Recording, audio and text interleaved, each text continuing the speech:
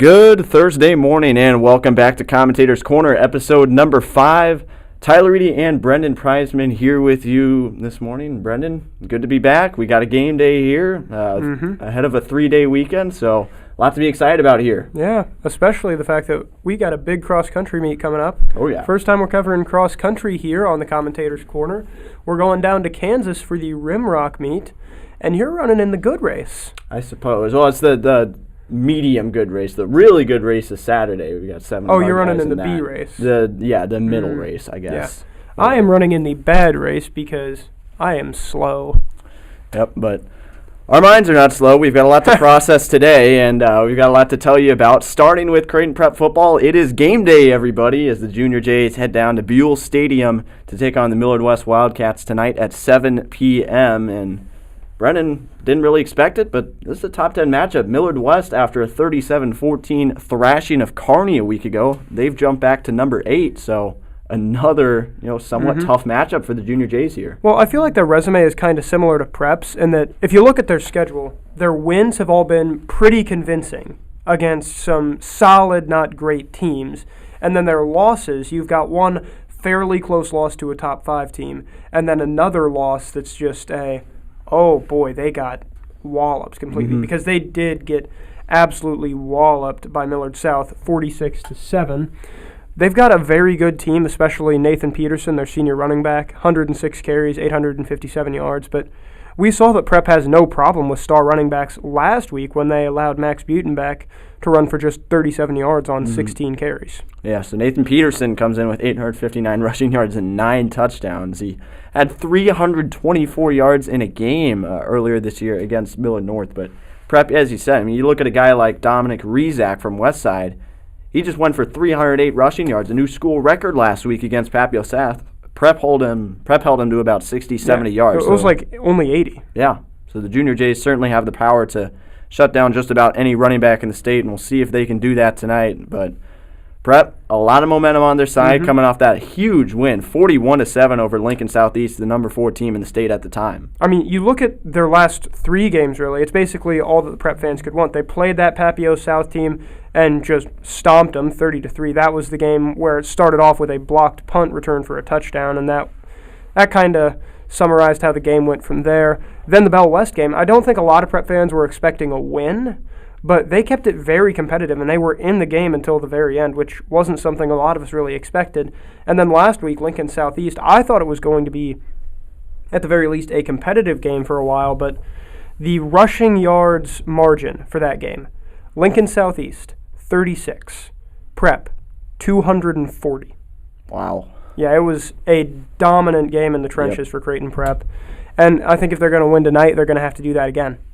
Yep, so that game, 7 p.m. at Buell Stadium tonight. The Birdcage theme is jerseys. If you can't make it, look up Millard West Strive TV. They stream their games by way of Strive TV. It's free, so if you can't make it down there tonight, you can watch it there. They'll be on the call. It won't be us. We'll be in the Birdcage living our best life tonight ahead of this 3-day weekend, but should be a good one tonight, Junior Jays and Wildcats. And if you need any more ways to get hyped for this one, just scroll on back on Creighton Prep TV down to September 25th, 2020, and watch last year's game. I think you'll enjoy it. The debut of the What Is Happening call, which has now become a segment in our podcast that we will get to in a second. Also, if you really, really want to follow the game but don't feel like watching the Millard South broadcast, follow CP Varsity Sports on Twitter because Tyler's going to be running that tonight, and he'll be keeping you up to date on whatever's happening in the game, which will hopefully be very good things for Creighton Prep. Absolutely. So, keeping you up to date, speaking of that, let's talk about some college football because things are in full swing now. Week 3 is in the books, and some good games last week, starting with Virginia Tech, number 15 team in the country at the time, being upset by West Virginia 27-21. Nebraska going on the road to number 3 Oklahoma, a game that we expected to be probably an Oklahoma blowout.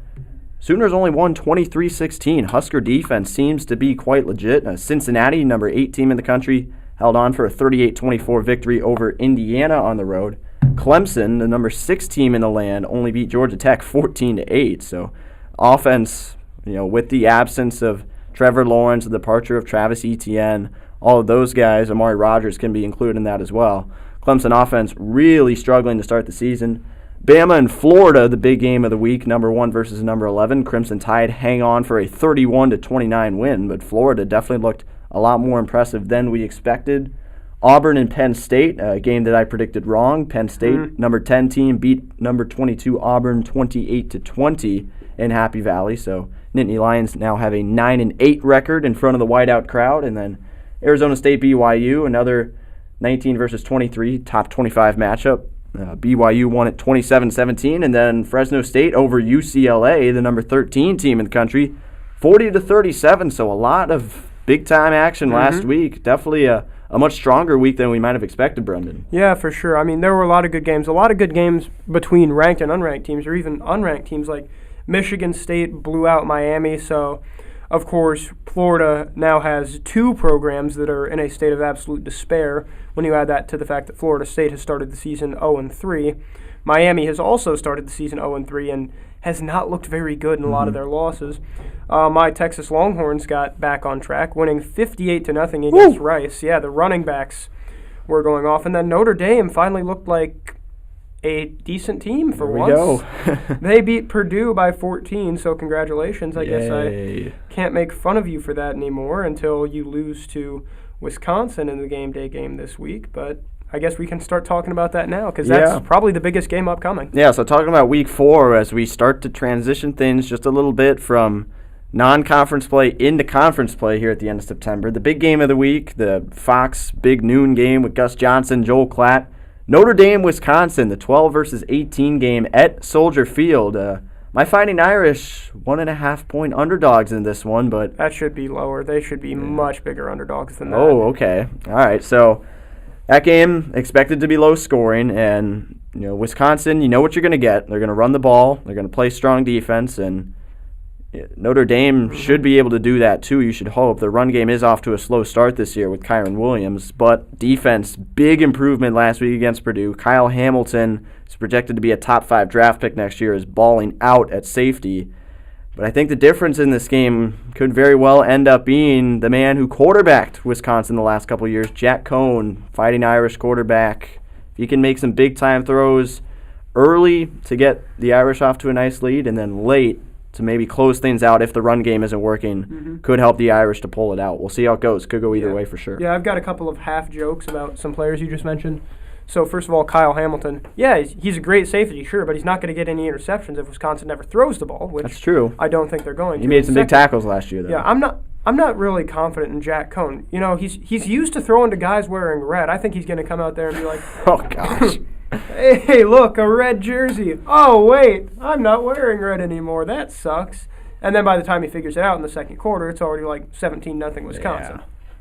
So that game, obviously the big game of the week. There's another top 25 matchup going down in Fayetteville, Arkansas. Once again, Razorbacks have another shot to take down a ranked team from the Lone Star State as number 7 Texas A&M comes to town to take on number 16 Arkansas. That game at 2:30 on CBS. And tell you what, the SEC West is starting to show up just a little bit. A&M's a top 10 team, and then Arkansas trying to make a move and dethrone some of the big dogs. I think A&M's a false top 10 team. I'm going to be completely honest. They looked horrible against Colorado last week. They only won 10-7 it was, or maybe that was 2 weeks ago, but they did not look great then. I don't think they're great now. I think Arkansas is legit. I think a lot of people saw that Texas loss or that Texas win for them as just kind of, Texas came into it and was overconfident. No, I think Arkansas is a legitimate team who could challenge for that SEC West crown if everything breaks right for them. And I think they show that off in Fayetteville on Saturday. And then one more interesting game, especially considering how the Huskers played last week. Nebraska goes on the road to number 20 Michigan State, so chance for Cornhuskers to pick up a big win, try and generate some momentum for the rest of the way in East Lansing on Saturday. And then a pretty solid unranked matchup, including your team, the Texas Longhorns. They're taking on Texas Tech as well. Well, last year Tech was up 56-41 with about 3:40 to go in the game. They ended up losing that game in overtime, 63-56. So I'm fairly confident. Casey Thompson, he had a little bit of experience last year.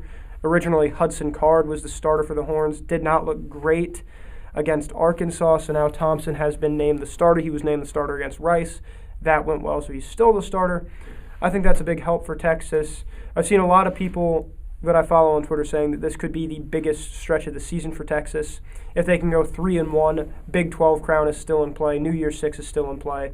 But if they go 2-2, that's out the window. So they're going to have to make sure that they do well. Yep, so week 4 coming up. Plenty of big games once again. So keep an eye on that on Saturday, and we'll have the recap for you in next week's episode. So with that, we'll move on to the National Football League. And I tell you what, Brendan, we pick these games every week, and we're both 20-12. We got to break loose at some point here. So, well, maybe we don't. I don't know. Maybe this is the week. Week 3, National Football League, starting with tonight's game. So if you're not watching the Prep Millard West game for some reason, Carolina and Houston, Panthers and Texans. Are we going to recap last week at all? Or? Yeah, we can do that as we're picking the games a little bit. Gotcha. Carolina off to an impressive start, 2-0. They've beaten the Jets, and then they beat New Orleans in convincing fashion last week. And tell you what, Sam Darnold looks comfortable down there in Carolina with Christian McCaffrey at his side, DJ Moore, Robbie Anderson at his disposal at the wide receiver position. In Houston, they're 1-1. They've looked pretty good, but now Tyrod Taylor is out. So I got Carolina 23-13 in this one. I've got Carolina by 10 as well, 27-17. I simply don't think without Taylor that Houston is going to be able to hang with Carolina. Also, shout out to the Jets for proving that actually they don't ruin quarterbacks. It's literally just the New York Jets. As soon as a quarterback escapes, they play fine. Yeah. So Sam Darnold off to a nice start. We'll see if he can continue tonight. Next game, Sunday, I will be at this game. The Kansas City Chiefs hosting the Los Angeles Chargers, and Chiefs fell to the Baltimore Ravens on Sunday Night Football, had a 35-24 lead in the fourth quarter, and Ravens just ended up running the ball down their throat. Chiefs had a costly fumble late, and Ravens, with a gutsy decision to go for it on fourth down in their own territory, picked it up, sealed the game. Ravens won it 36-35, and then the Chargers lost a close one to the Dallas Cowboys last week with Greg Zuerlein hitting a game-winning field goal at the buzzer. I've got the Chiefs in a shootout, 31-27. Going to be a fun matchup between Mahomes and Herbert. I'm going to be honest. I think this could be the game of the week. Both Mahomes and Herbert, top 3 in passing yardage so far this season. I know it's early, but the AFC West looks like it's got some high-powered offenses because the guy leading the league in passing yards, Derek Carr, also plays in the AFC West. I've got a shootout, but I think the Chiefs win almost purely for this reason. Here's what I put. The Chargers know only pain. 35-34. I think there's going to be a missed kick somewhere in there, and I think it's going to be for the Chargers, and I think their fans, the 12 they have left, are going to start crying. Brendan going with 69 total points. How about that? That would be quite the fun game. But moving on from that, Buffalo Bills, who are 1-1, bounced back nicely with a big win over Miami, and just blew them out of the water last week. Hosting the Washington football team now this week. Washington, 1-1, got a big win against the Giants on Thursday Night Football with Taylor Heineke playing a great game, but that Buffalo defense is tough. That atmosphere in Buffalo is tough. I think it's going to be low scoring, 24-16 Bills. Yeah, I'd say maybe a little more high scoring than that. I think 28-24. I think that the football team is good, but they got lucky against the Giants. I don't think anyone would debate that. And I think that the Bills are just a more talented, cohesive team than the Giants, and that's what's going to hand them the win. Next game, Cleveland hosting Chicago, Browns and Bears. Browns 1-1. I think I got a little bit too excited about the Houston game last week with Cleveland. Predicted a 22-point game. It was quite a bit closer than that. So the Bears coming in off a nice win against Cincinnati. They're now 1-1, and Justin Fields is going to be starting. So I think that keeps things a little bit closer, but Cleveland, that defense, I don't think it's a great matchup for Fields. Even with his experience, that Cleveland defense, that atmosphere is going to be tough for him. 27-17 Browns. Yeah, I think turnovers are going to end up killing the Bears. I've got a high-scoring matchup. I think that Fields' talent is going to be enough to give a little spark to that Bears offense, and I say 34-28 Browns. Ooh. I will say my favorite part of the Fields being named the starter was what Matt Nagy said in the presser and then everybody's reaction to it. He said, Andy Dalton's our starter when healthy, so people just predicting the future. Justin Fields is 8-0 as a starter. The Bears are contending for the bye week in the NFC.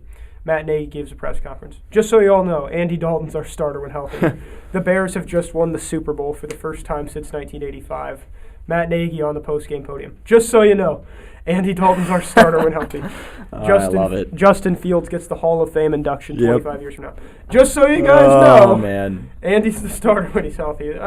Poor Bears fans. That's hilarious. Bears fans. Another NFC North team, the Detroit Lions, are hosting the Baltimore Ravens. Ravens obviously feeling great coming off that win over Kansas City. Lamar Jackson exercised his demons against Patrick Mahomes, and I think Baltimore comes in there. The offense continues to roll. 31-23 over Detroit. I've got 34-20 Baltimore. Just Lamar Jackson is very good. I think last week against the Chiefs was his fourth game with 200 yards passing, 100 yards rushing, and that is just an incredible stat line to have in a game, and he's done that 4 times, and this is only his 4th year playing? Yeah. I mean, he is just an incredible quarterback, and I don't think the Lions quite have the defense to stop him. Next game, AFC South matchup, and a big one. The two teams that we both predicted and many predicted to be at the top of that division. Indianapolis Colts going down to Nashville to take on the Tennessee Titans.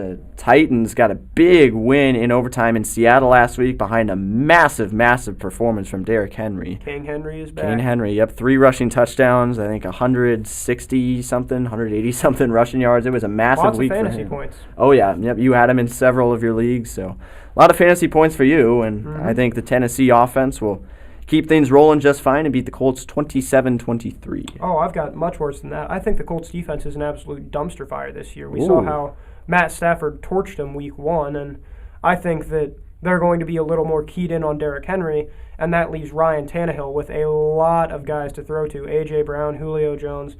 I've got 38-14. Okay. Yeah. Wow. All right, then. Also, you mentioned at the beginning of this, we got to break away. We can't do that if we keep predicting the same thing. Well, I'm sorry. I mean, at least you're trying something with these blowout games. I don't know about that. AFC South is usually pretty tight, except for Jacksonville and Houston. All right. So I've got Tennessee. You've got Tennessee in a much wider margin. This one maybe could go both ways for us. New Orleans at New England. Saints coming off that ugly loss to Carolina last week. Patriots off to a 1-1 start after dismantling Zach Wilson and the Jets a week ago. I've got 20-19 in favor of New England. I've got 24-7 New England. I think that Jameis Winston throws a couple of interceptions because that Bill Belichick defense looks fearsome again, and I think he's done a good job so far with Mac Jones. He's done a very good job at minimizing his mistakes and making sure that if the Patriots lose, it is not going to be because Mac Jones made a mistake. All right, so that's 7 games now that we've predicted the same. Good grief. Atlanta at the New York Giants. Falcons last week lost as expected to the Buccaneers. They're now 0-2. Giants are also 0-2, so somebody's got to get off the schneid here, and I think it'll be the Falcons, 26-20. I agree. 24-24. No. Here's what I put. Somebody's got to win, and it won't be Danny Derps. Yeah. I mean, he looked pretty good last week against the football team, but that overthrow to Darius Slayton in the end zone that ended up falling just out of Slayton's hands. I mean, you cannot win more than 7 or 8 games with Daniel Jones as your quarterback. You just can't. And the Falcons still have Matt Ryan. He's one of the most experienced guys in the league at this point. He's got Kyle Pitts to throw to, so I think the Falcons take this one. AFC North matchup: Steelers hosting the Cincinnati Bengals. Pittsburgh coming off a loss to the Raiders last week at home, and then the Bengals coming off the loss on the road to the Bears. Both those games very interesting, somewhat close, and I think this one will be pretty close as well. But Pittsburgh, I just don't see Joe Burrow going in there and getting a win against that nasty, nasty defense that the Steelers have. 24-17 Pittsburgh. 21-17 Pittsburgh. Yep. Yeah, I mean, that Steelers defense is just very good at their jobs, and Joe Burrow, for all his talent, is still in many ways a rookie. He missed a lot of his, what was supposed to be his rookie year last year with that ACL injury, and now he's back upright. He looks really good, but he still hasn't, I don't think, fully acclimated to the NFL game. This will be a big game in seeing whether he can do that and play at the level he did in college. Arizona at Jacksonville. Cardinals are 2-0. Kyler Murray is the MVP frontrunner at this point in the season, and Jacksonville is 0-2 after losses to Houston and Denver. I do think Trevor Lawrence is going to have his most successful start of the season, at least to this point, this week, because Arizona's defense was leaky last week in that 34-33 win over Minnesota, but Cardinals' offense just too much. I've got 31-20 Arizona.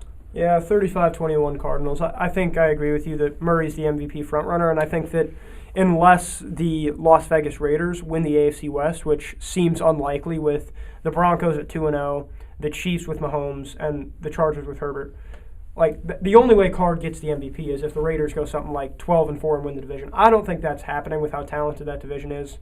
So I think Murray will end up winning the MVP unless the Buccaneers go undefeated, at which point you probably just got to hand it to Tom Brady. But yeah, I think he's going to lead the Cardinals to a win, 35-21. Speaking of the Derek Carr MVP campaign, the Raiders are hosting the Miami Dolphins this week at Allegiant Stadium, and Miami, they went on the road week 1, beat New England, but then last week, stinker at home against Buffalo. Raiders coming off a big win over Pittsburgh. They're 2-0 with a couple of nice resume-building wins over Baltimore and Pittsburgh, and I think they keep it rolling and extend their lead in the AFC West with a 27-16 win. I agree. I think there will be a lot more offense. I don't really know what I was thinking here. I was just kind of like, the Raiders have a pretty good offense. The Dolphins have a pretty decent offense, and I haven't heard a lot about both teams' defenses. Let's go 41-31. I don't know. I made these at midnight last night, so I was just kind of throwing numbers against the wall and seeing what sticks, but I agree with you. I think the Raiders are going to take this one in pretty convincing fashion. All right, now this is a game where I would be willing to bet that we are going to differ. The Tampa Bay Buccaneers and the LA Rams. I have the Rams winning 30-24. I have the Rams. No! Oh, man. 31-28. I mean, this is the Buccaneers' first real test of the season. I'm not sure they pass it. I really like this revamped Rams offense with Matt Stafford. I think Rams 31-28. Oh, man. It's going to have to wait. No. So, 30-24. I have the Rams. You have them 31-28. All right, Jets and Broncos. I don't think anybody's going to be different in this one. Denver looks like a different team with Teddy Bridgewater. They're off to a 2-0 start. Jets 0-2. Zach Wilson throwing the 4 picks last week. He's seeing ghosts. 24-13 Denver. I have to disagree with you there. 28-10 Denver. All right. Yeah, I'm not picking the Jets. I'm sorry. That team is. I don't know what they did to win that Super Bowl back in the 60s, but they must have made a deal with some very powerful demons because they have been awful since. Seahawks and Vikings on the road in Minnesota. Vikings' first game back at U.S. Bank Stadium with fans. That should be a fun one. Russell Wilson is off to a nice start this season, and I think the Seahawks will go in there and pull a close game out, 27-24. I agree. I've got the Seahawks 35-28. It's Russell Wilson in September, and he's about as good as Patrick Mahomes. Yeah, no kidding. In September. He normally gets a lot of MVP hype and then has 3 games back-to-back in late October, early November where he throws for 150 yards. But he hasn't hit that point yet, so I think he gets the Seahawks to win 35-28.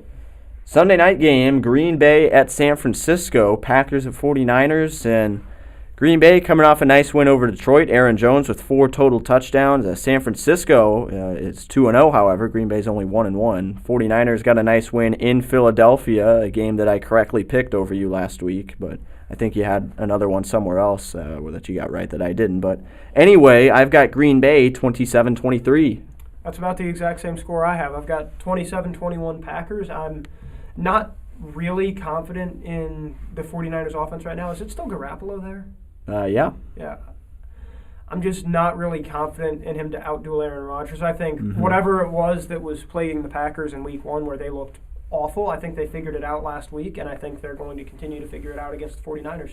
Yeah, and I think the difference, the 49ers just don't have that same kind of run game that they used to torment the Packers with back in their championship run in 2019, at least their NFC championship run. But it's just really Jimmy Garoppolo at this point, and as you said, I don't think he's enough to overcome Aaron Rodgers. And then finally, the Monday night game, NFC East matchup, could be a shootout if things go the way of the 2 quarterbacks, Jalen Hurts and Dak Prescott.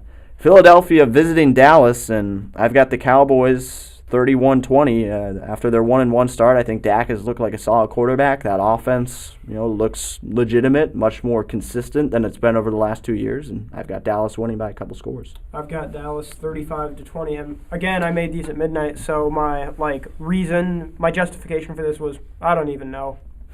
I just like Dallas, and I feel like Philadelphia's play calling last week against the 49ers, there was some awful play calling near the goal line. They ran the Philly special on 4th and goal from the 3, and Greg Ward Jr. ended up throwing the ball out of bounds instead of to anyone. That was a pretty key moment in a 17-11 loss to San Francisco. And I think that the Cowboys are looking pretty decent Dak is back and healthy. They've still got Ezekiel Elliott. Tony Pollard looks really good. I think the Cowboys pull this one out. So, 16 games, 16 of the exact same predicted winners for the two of us. So, I guess we'll just have to focus more and hone in on the scores and see who gets closer in that aspect. I guess we will. So, while we got some time left, I'll talk about the MLB as we're in the stretch run. Season ends, regular season at least, ends next Sunday, October 3rd. And home run race still razor tight. Vladimir Guerrero Jr., Salvador Perez tied at the top at 46. Shohei Ohtani has 45, just hit his 45th a couple nights ago. Giants, Dodgers, Brewers, Rays, they've all clinched a playoff spot as we've got only 10 days now left after tonight in the regular season. St. Louis Cardinals have won 11 straight games to surge into a 4.5-game lead in the second wildcard spot in the National League. So St. Louis, kind of like that 2011 championship team, getting hot at the right time, sneaking into a wildcard spot. We'll see if they can make some postseason noise. Some series to watch this weekend, Pirates, Phillies. You might be asking, why am I asking you to watch the Pirates? Well, it's about the Phillies. They're 3 games back in the National League East, 4 games back in the wild card. They need at least a series win, maybe even a sweep, which is something that you should be able to easily do against Pittsburgh. Yankees, Red Sox, Boston has a 2-game lead in the first wild card spot. The Yankees only lead by a half game in the second wild card spot, so that's a big one in the AL East. Nationals at Reds. Cincinnati's 4.5 games back in the wild card, so this could be a last stand for them. Blue Jays at Twins. Toronto just a half game back of the Yankees in the AL wild card, so big game for them. That AL East is ridiculously tight and could go anybody's way these final 11 days.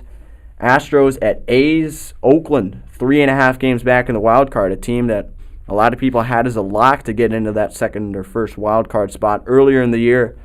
They're running out of room here late in the season. Got to win some games against Houston this weekend, and then the Mariners at the Angels. Seattle is 2.5 games back in that AL wild card.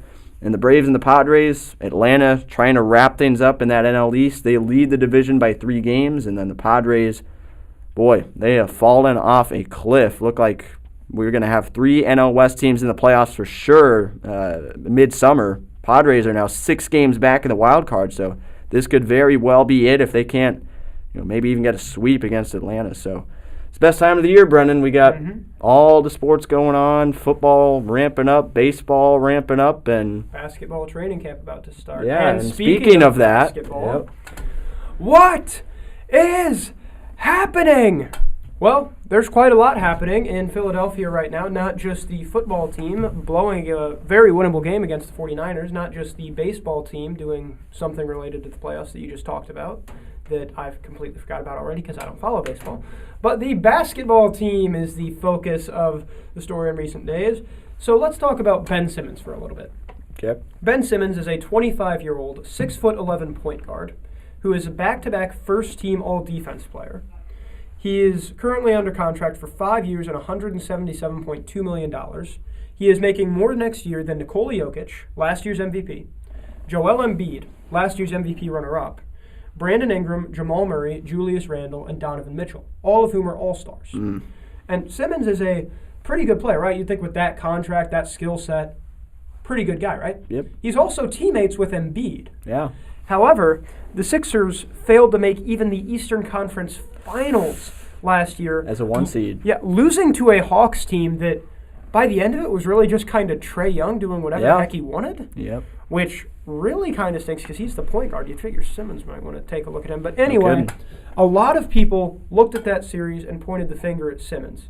The last 3 losses of that series for Philly were games 4, 6, and 7, I believe. During those losses, Simmons took 6.4 shots a game. He made 3.9 of them. His averages were 9.9 points, 6.3 rebounds, 8.8 assists, 1.3 steals, and 2.3 turnovers a game for the full series. For the last 3 losses, 8 points on 50% shooting, 33% free throw shooting, 7 of 21 from the line, 6 field goal attempts per game, 7 free throw attempts per game.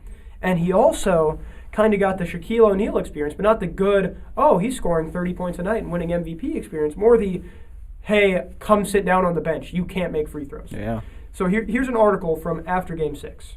Simmons played just 8 minutes in the first half due to foul trouble. Things didn't get a lot better in the second half. He played the bulk of the third quarter, then picked up his 5th foul with 7:22 left in the 4th. The 76ers stuck with him, but the Hawks quickly shifted to the hack-a-Ben strategy, sending him to the free throw line twice in the span of a minute. Simmons went 1 of 2 on both sets of free throws, which actually counted as an improvement on his 32.8% free throw shooting in the playoffs. It still wasn't good enough for Coach Doc Rivers, who sat him with 6 minutes to go and the Sixers up by 6. Good heavens. He didn't return to the game until there was 1:59 left, by which point the Hawks had cut the deficit to 1.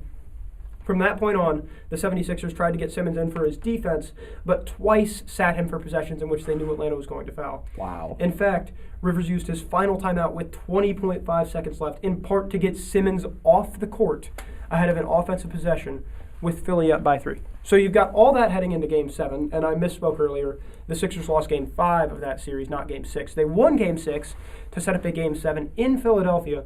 They lost that game, and the key to that game, it was 88-86 with about 3:40 to go.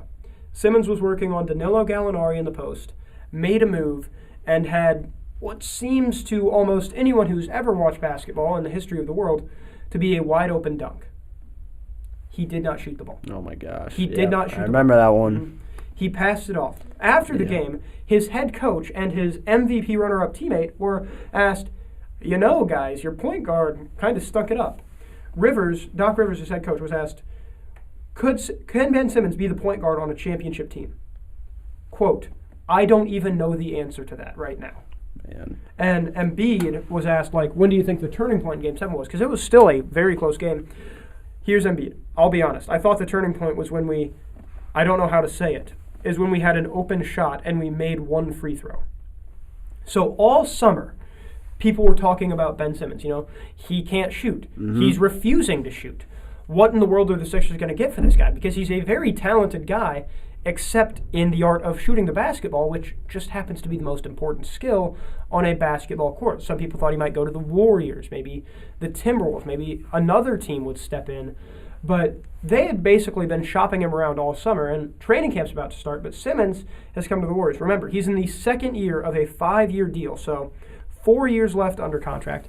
He has expressed a desire to never play for the Philadelphia 76ers again. So now you've got a bad situation for everyone. Simmons is going to either report to training camp where his team hates him and is actively trying to get rid of him, or he's not and lose about $30 million a year. And meanwhile, these Sixers have zero leverage because not only do teams know that they want to get rid of Simmons, now they know that the Sixers have to. So they can just say, well, why do we have to give you anything? I mean, we don't want this guy. The Warriors owner even said, our team doesn't want Ben Simmons.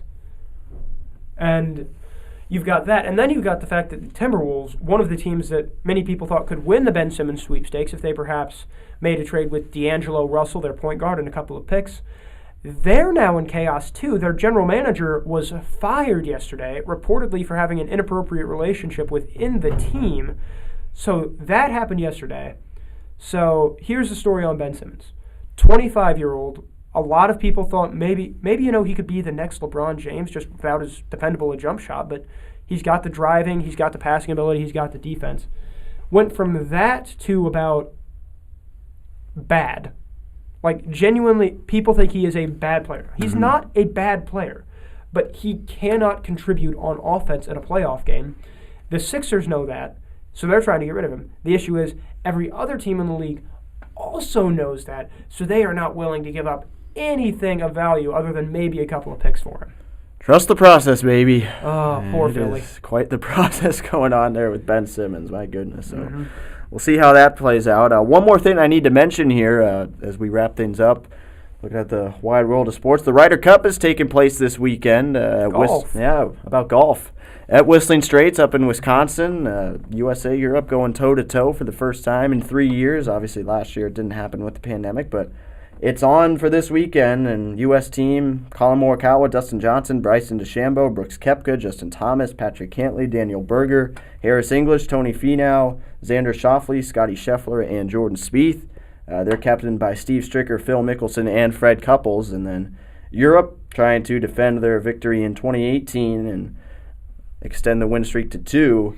Captained by Padraig Harrington, they've got Paul Casey, Matt Fitzpatrick, Tyrell Hatton, Tommy Fleetwood, Rory McIlroy, Victor Hovland, John Rahm, Lee Westwood, Bernd Wiesberger, Sergio Garcia, Shane Lowry, and Ian Poulter. So no shortage of sports on the ledger this weekend. And all starts tonight with the Junior Jays taking on the Wildcats. So be there or tune in for that one. Any last notes on the show today, Brendan? Well, thank you everybody for tuning in. I know this show was a little bit lengthy, but we had a lot of stuff to talk about.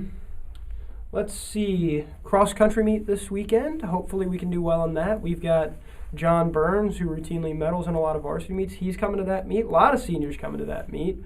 But I guess we'll be in Kansas this weekend, and then you'll be in Kansas City on Sunday for that Chiefs game. I will be chilling in Omaha watching a lot of football myself, but thank you all for tuning in, and we hope to see you again next week. Yeah, absolutely. So have a great weekend, everybody. 3-day weekend for us, and many of you who might be going to prep and listening to this one. So enjoy it. We'll see you next week, and have a great weekend, everybody.